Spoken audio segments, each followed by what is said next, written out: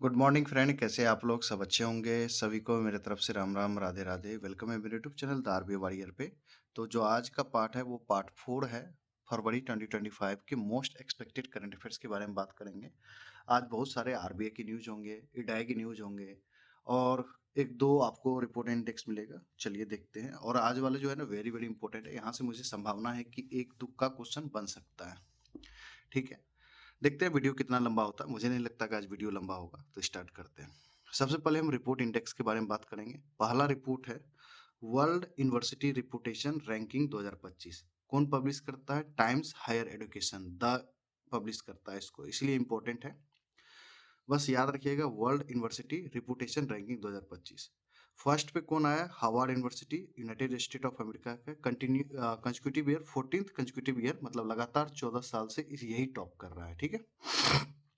Second, university of Oxford, United kingdom का, और MIT USA का, ये दोनों साथ में सेकंड पोजीशन पे आया है। Third and fifth rank not available था। ठीक है, कोई इस पे रैंक पे आया नहीं है।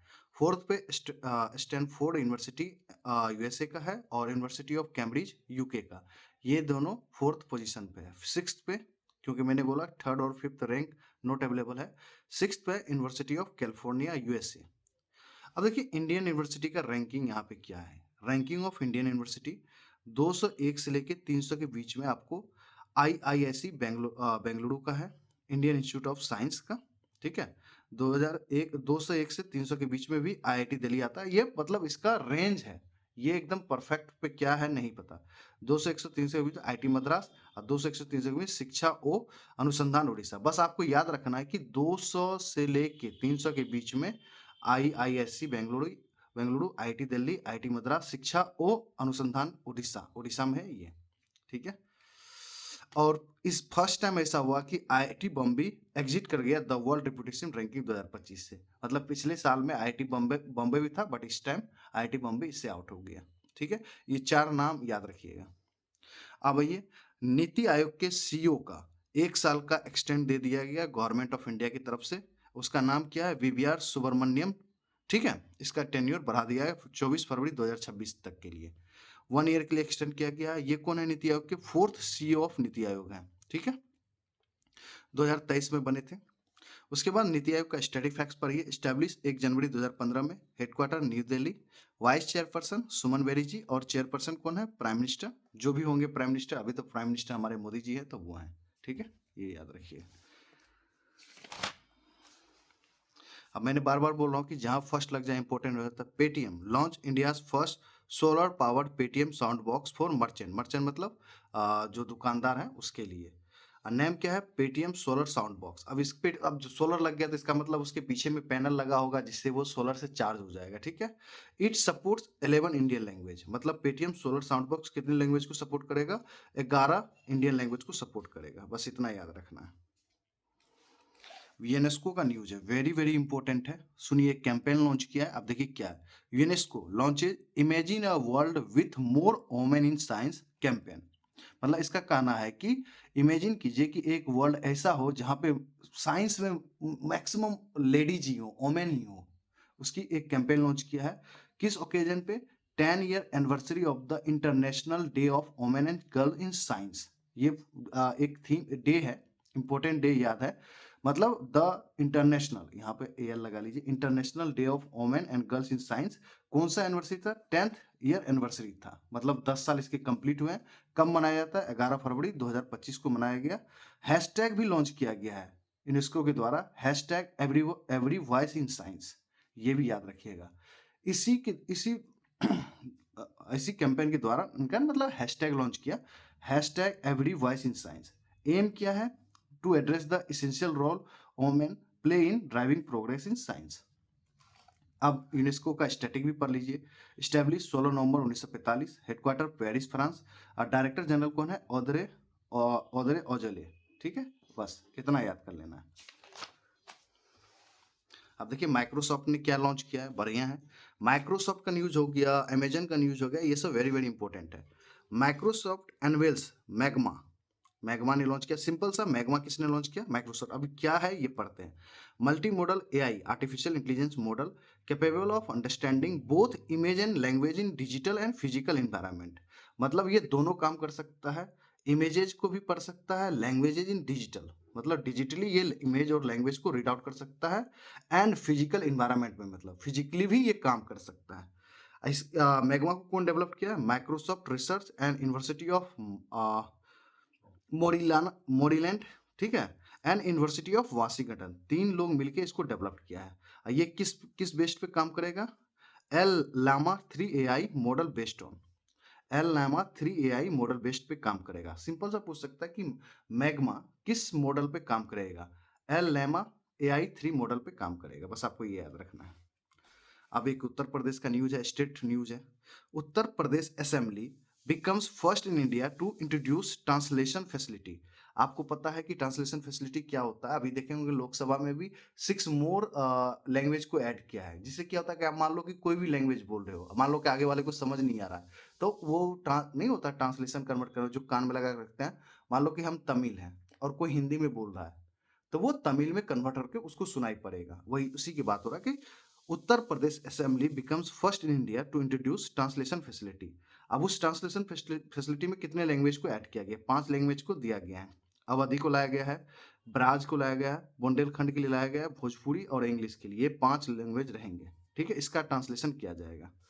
Only one national park in UP है, दुधवा नेशनल पार्क है। गवर्नर कौन है? आनंदीबेन पटेल जी हैं। और एक क्लासिक डांस होता है यूपी में, एक ही होता है, वो है कथक, याद रखिएगा। ओके, अब आइए डेटाबेस। इसी टाइप के क्वेश्चन को आपको हैंड रिटेन नोट्स करना है, यही आपको प्रॉब्लम करता है। देखिए एसबीआई क्लर्क पूछे ना पूछे, मुझे पता है कि एसबीआई पीओ इस टाइप के क्वेश्चन बहुत बार पूछता है, ठीक है। और आरआरबी पीओ जो आगे होंगे आपके जुलाई अगस्त में, उसमें भी पूछने की संभावना है। तो समझते हैं। देखिए टैक्स टैक्स कलेक्शन होता है तो ग्रॉस टैक्स होता है, नेट टैक्स होता है। तो हम यहाँ पे डेटा की बात करेंगे, समझाएंगे। Net direct tax collection rise 15% to 17.78 lakh crore हुआ है। मतलब जो इस बार कलेक्शन हुआ है नेट कलेक्शन, मतलब काट छाट के जो बचता है नेट हो गया, तो वो 15% का देखा ग्रोथ, और उसमें 17.78 लाख करोड़ का है टिल 10 फरवरी 2025। ये डेटा आगे जाके चेंज होगा, क्योंकि 10 फरवरी 2025 का ही डेटा है, क्योंकि फाइनेंशियल ईयर मार्च में खत्म हो जाएगा और अप्रैल में ना भर भर के डेटा आएगा। और ये मतलब 15% नहीं था, 14.69 था, तो लगभग मैंने यहाँ पे बोला। ठीक है, ये डेटा कौन दे रहा है? Central board of direct tax, CBDT के द्वारा दिया जा रहा है। वाइल जबकि ग्रॉस डायरेक्ट टैक्स मतलब इसमें बहुत सारा चीज होता है, जिसमें कि मैं बताऊंगा अभी। ग्रॉस डायरेक्ट टैक्स मॉपअप मतलब कितना हुआ 10 फरवरी 2025 तक? वो 19.06% का ग्रोथ था और 21.88 लाख करोड़। मान लीजिए लोगों ने अब देखिए डायरेक्ट टैक्स में होता क्या है, ये जो 21.88 लाख करोड़ हुआ, ये कहाँ से आया? पर्सनल इनकम टैक्स आया है, कॉर्पोरेशन टैक्स आया है, सिक्योरिटी ट्रांजैक्शन टैक्स है, इतना पैसा आ गया, ग्रॉस आ गया। अब नेट जो ऊपर हम बोल रहे हैं वो क्या है? जब आप कर दिए तो आप क्या करते हैं? आईटीआर करते हैं, इनकम टैक्स रिटर्न फाइल करते हैं। तो वहां से जो पैसा आपके पास, जो आपने ज्यादा पैसा या अमाउंट दे दिया, तो उससे क्या होता है कि मान लो कोई स्कीम लिए हुए हैं या कुछ भी ऐसे म्यूचुअल फंड वगैरह में पैसा लगाया हुआ है, तो उससे क्या है कि आपको आईटीआर में फायदा हो जाता है, तो वो पैसा घूम के आपके पास आ जाता है। तो वही बोल रहा है, ये उसी में से घट के नेट डायरेक्ट टैक्स कलेक्शन बचता है।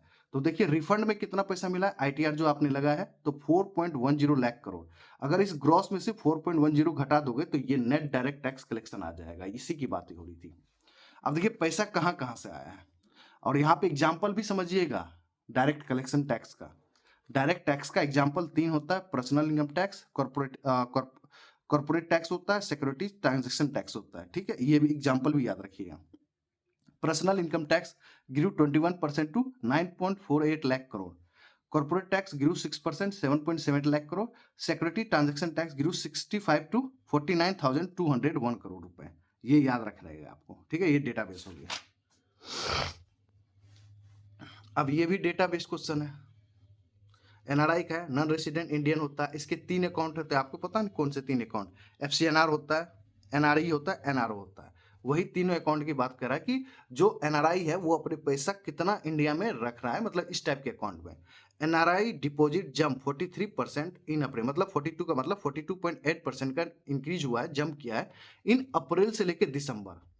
अप्रैल मई जून जुलाई अगस्त, अप्रैल मई जून जुलाई अगस्त सितंबर अक्टूबर नवंबर दिसंबर, मतलब ये 9 मंथ का डेटा दे रहा है आपको। जैसे अप्रैल से लेकर दिसंबर 2024 तक का ये डेटा किसका है, आरबीआई का डेटा है। तो ये आरबीआई सर्कुलर हो गया एक तरह से। और कितना हो गया ये 40 कितना अभी जमा है एनआरआई डिपॉजिट में, $13.33 बिलियन है। और अप्रैल दिसंबर 2023 में कितना था, $9.3 बिलियन था। मतलब 2024 से पिछले साल वो सेम अप्रैल से दिसंबर में, ठीक है।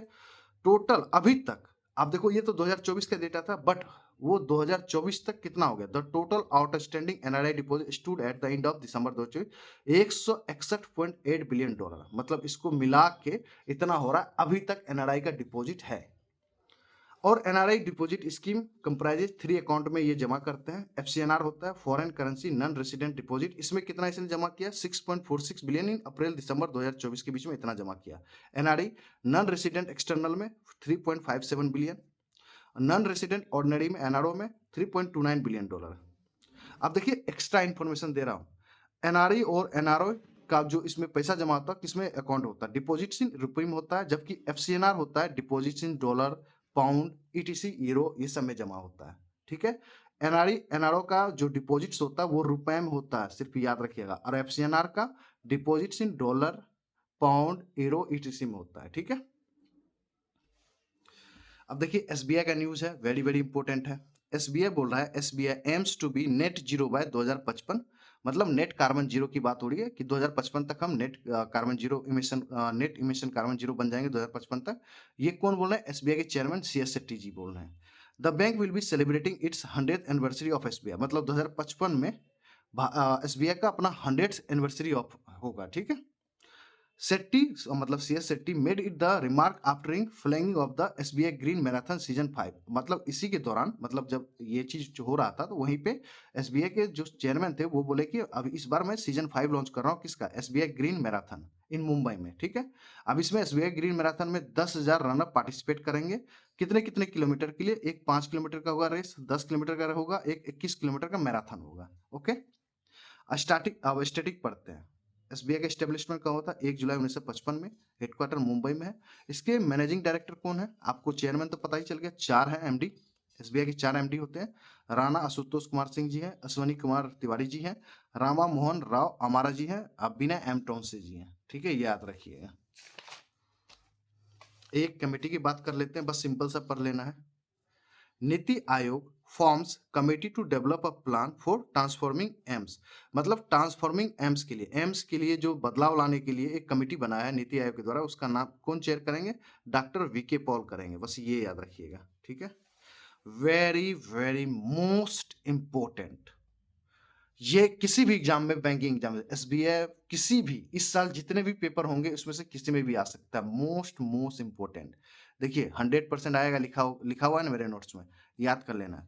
पूर्णिमा देवी बर्मन जी, ठीक है, असम की एक conservation champion, featured conservation champion है, जो फीचर्ड हुई है times women of the year, times का वुमेन ऑफ द ईयर 2025 के लिए इसे चुना गया है, फीचर्ड किया गया, ठीक है। और इस बार कितने महिला को चुना गया, टोटल 13 वोमेन को चुना गया, जिसमें इंक्लूडेड है इंडिया से पूर्णिमा देवी बर्मन जी। ये क्या है, वाइल्ड लाइफ बायोलॉजिस्ट है। अब इसके बारे में, she is recognise of her efforts in reserving the endangered greater adjutant stork, मतलब इसने इसने इफोर्ट लगाया, रिवाइविंग किया मतलब बचाया, इंडेंजर्ड एक है ग्रेटर एडजुटेंट स्टॉर्क जिसका नाम है हरगीला। अब इसको मीनिंग क्या होता है, बोन स्लेवर होता है, मतलब ये हड्डी वाला चीजें सब खाता है, बोन स्लेवर होता है, गिल जाता है, ठीक है, बोन स्लेवर होता है हरगिला। हरगिला, अरे हमारे बिहार में वो नहीं बोगला दिखता था, जब पोखर वोखर सूख जाता है तो वो बोगला दिखता था, एकदम बाल वाल उड़ा हो रहता था, बड़ा बड़ा होता था, गर्दन ये सुराही की तरह निकला था, उसी के बारे में बात कर रहा है हरगिला, ठीक है। अब इसके अचीवमेंट्स देखिए, क्यों इंपॉर्टेंट है, क्योंकि इसको देखिएगा, इंडिया नारी शक्ति पुरस्कार 2017 में मिला हुआ है। यूनाइटेड किंगडम्स विटली अवार्ड, ये इंपॉर्टेंट है, 2024 में मिला है और 2017 में मिला था। यही अवार्ड आपसे, विटली अवार्ड, पिछले ईयर भी क्वेश्चन आरआरबी में या आरआरबी असिस्टेंट में पूछा गया था। और यूनाइटेड नेशन, ये इकोनॉमिक प्रमोशन के बारे में है, इसका headquarter Kenya, UNEP champion of earth 2022 में इसको मिला है, ठीक है। बस आपको याद रखना है, times of women's of the year में कितने वोमेन है, 30 वोमेन है, उसमें से इंडियन एक है पूर्णिमा देवी बर्मन जी, ठीक है, बस। और असम के कंजर्वेशन चैंपियन है, ओके, ये याद रखिएगा।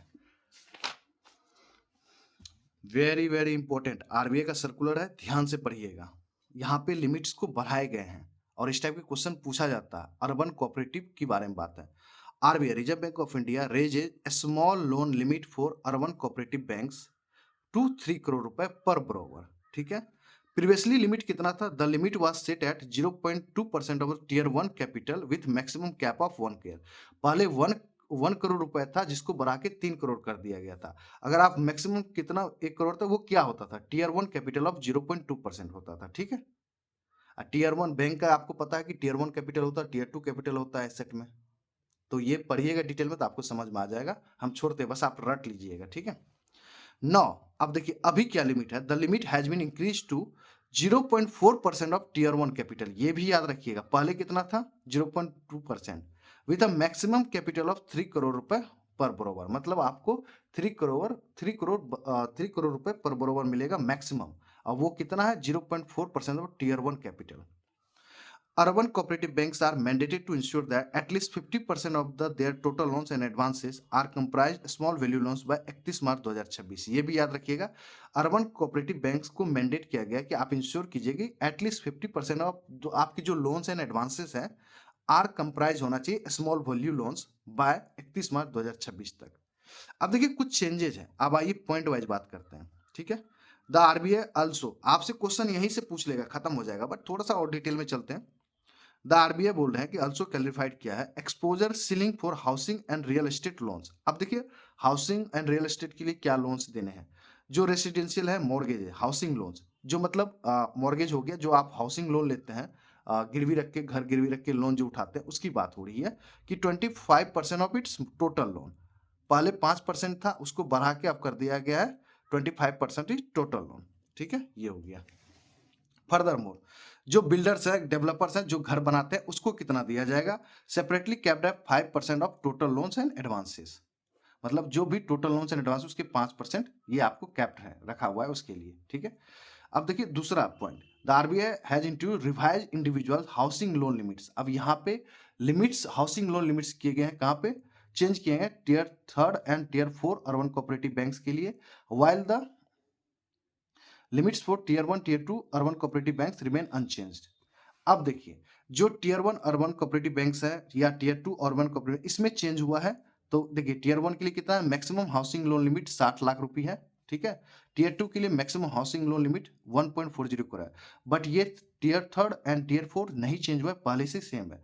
टियर 3 में क्या है? 2 करोड़ रुपए के लिए, टियर 4 अर्बन कोऑपरेटिव बैंक्स के लिए 3 करोड़। ओके, ये याद करिए। अब आइए all association of mutual fund India के बारे में बात करेंगे। AMFI लॉन्चेज छोटी एसआईपी। अब एसआईपी का फुल फॉर्म याद रखिए, सिस्टमेटिक इन्वेस्टमेंट प्लान होता है। ये कभी कभी आपसे बैंकिंग एग्जाम में पूछ लेता है कि एसआईपी का फुल फॉर्म बताइए। Systematic investment plan.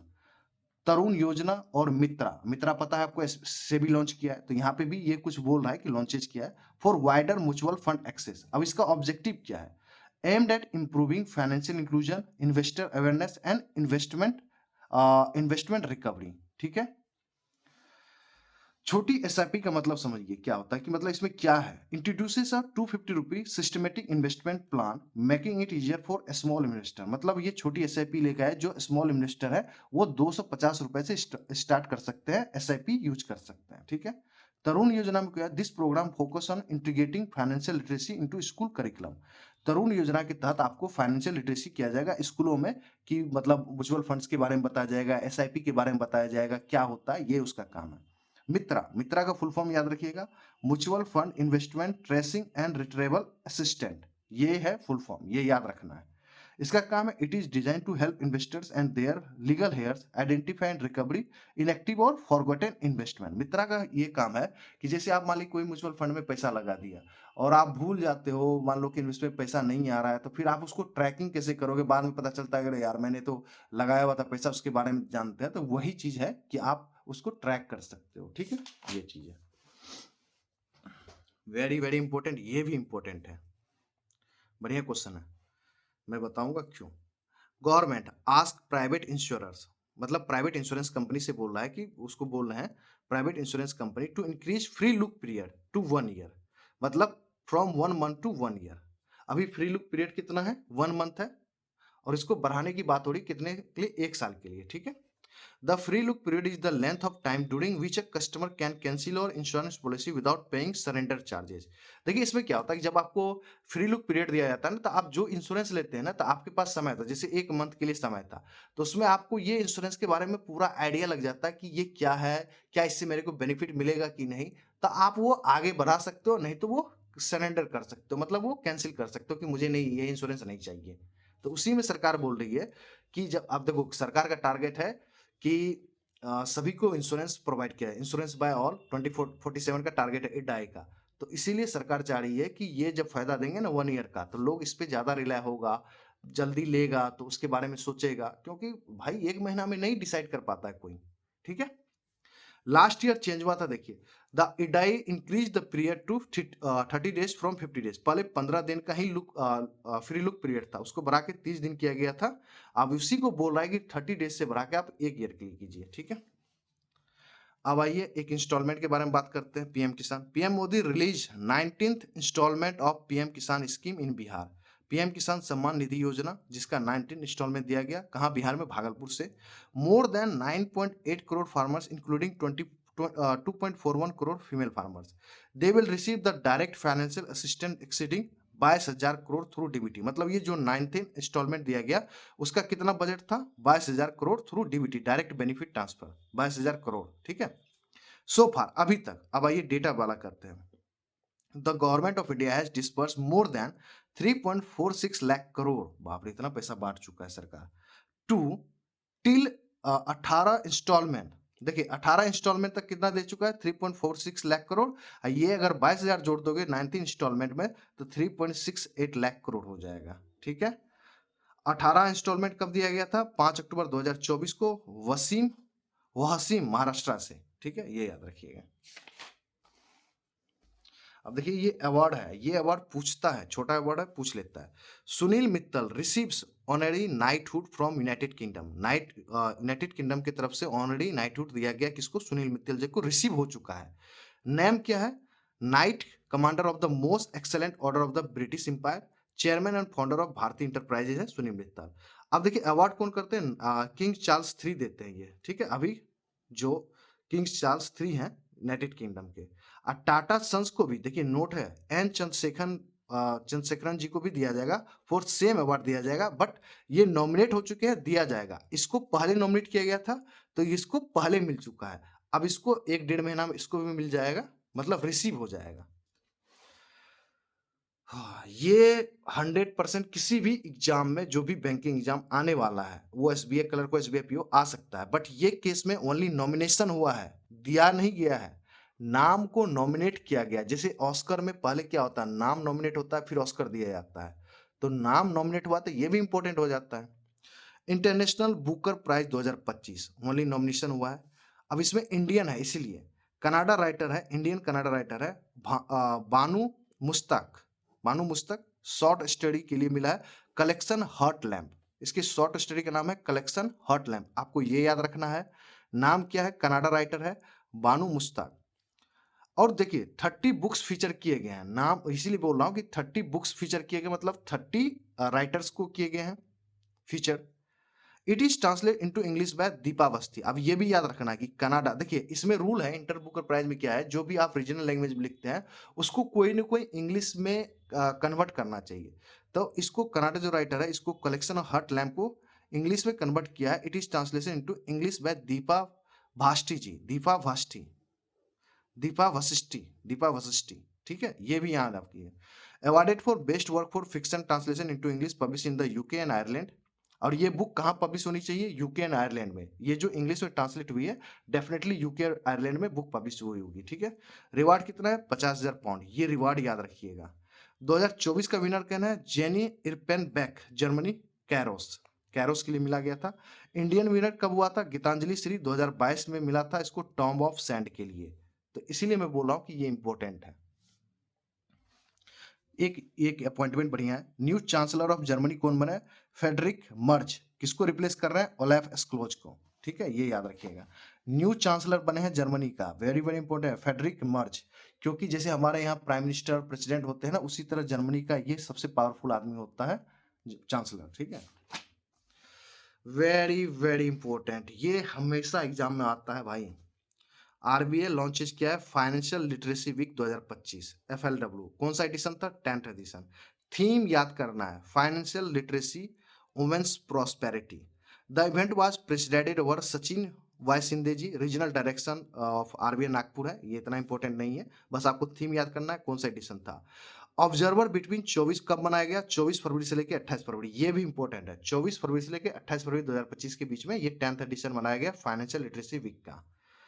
To raise awareness about importance of financial literacy for women, since 2016 से स्टार्ट है। और आरबीआई देखो इम्फिसाइज किया है 3 पॉइंट पे, और ये भी इंपॉर्टेंट है कि इसके अलावा आरबीआई ने क्या इम्फिसाइज किया है थीम की। ये थीम के अलावा आरबीआई ने जोर डाला है फाइनेंशियल प्लानिंग होना चाहिए, सेविंग एंड रिस्क मैनेजमेंट होना चाहिए, अवेलिंग क्रेडिट फॉर ग्रोथ होना चाहिए। ठीक है, ये याद रखना है आपको। अब आइए दो न्यूज पढ़ाऊंगा जो मुझे लगता है कि एसबीआई क्लर्क, एसबीआई पीओ में भी आ भी सकता है, नहीं भी आ सकता, बट आपके ये आरआरबी पीओ, आरआरबी असिस्टेंट जो भी आगे पेपर होने वाला उसमें 100% आने की संभावना है। Axis bank India third largest private bank है।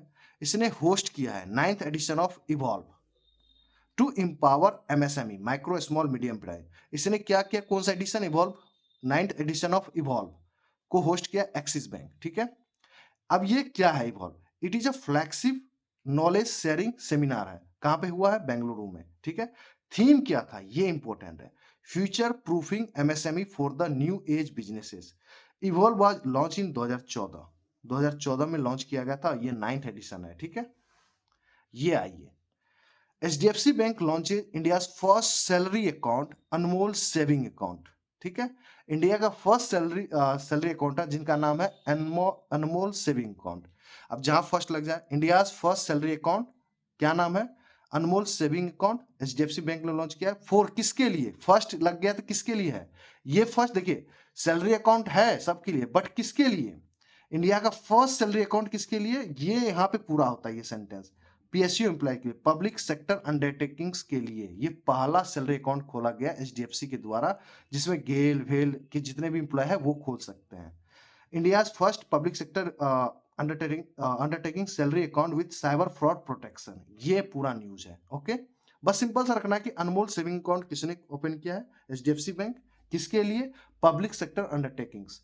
बेनिफिट्स क्या है? Cyber fraud cover up to 1.5 lakh to senior citizen. Senior citizen के लिए साइबर फ्रॉड कवर होगा अप टू 1.5 रुपए, while cyber fraud cover ranges from 25,000 से लेके 50,000 रुपए फॉर प्रोफेशनल्स, मतलब नॉर्मल पीपल के लिए। ठीक है, उसमें जो ये इसमें जो काम वाम करते हैं उसके लिए। वोमेन बेनिफिट, वोमेन बेनिफिट भी है। Similarly the special gold women accounts gives cancer cover up to 5 lakh रुपए, मतलब कैंसर कवर के लिए 5 लाख रुपए दीजिएगा स्पेशल गोल्ड अकाउंट, इसी में गोल्ड अकाउंट के लिए। एमडीसीओ कौन है? शशिधर जगदीशन जी हैं। टैगलाइन क्या है? बी अंडरस्टैंड योर वर्ल्ड, ये एचडीएफसी का टैगलाइन ठीक है, स्टैटिक है। अब देखते हैं और कुछ है। हाँ, एक और इम्पोर्टेंट है, फिर से 30 मिनट का वीडियो बन ही गया लग रहा है। खुजराहो डांस फेस्टिवल 2025 हुआ कहाँ पे? एमपी में। कौन सा एडिशन था? 51st एडिशन था। ठीक है, कहाँ पे हुआ था? आदिवर्थ ट्राइबल म्यूजियम खुजराहो में। ठीक है, यहाँ पे डांस परफॉर्म्स किया गया 5 क्लासिकल डांस, मतलब ये जो फेस्टिवल हुआ था यहाँ पे 5 क्लासिकल डांस किया गया। उसके नाम कथक यूपी आपको पता है, भारतनाट्यम तमिलनाडु, कुचिपुड़ी आंध्र प्रदेश, मोहिनीअट्टम केरला और ओडिसी ओडिशा। कितने मिनट के लिए किया गया, कितने आवर्स के लिए? रिकॉर्ड है 24 आवर्स 9 मिनट एंड 26 सेकेंड, ये भी याद रखिएगा, ये रिकॉर्ड है, रिकॉर्ड। और ये पांचों के पांचों नाम याद रखेंगे। ओके मेरे भाई, चलिए खत्म हो गया।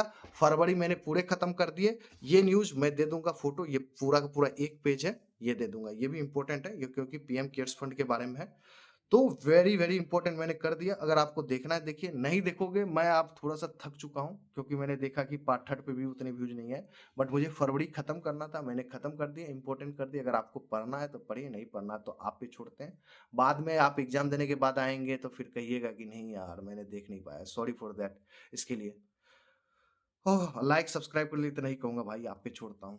ये आपकी विवेक है, करना हो तो करो, कोई बात नहीं।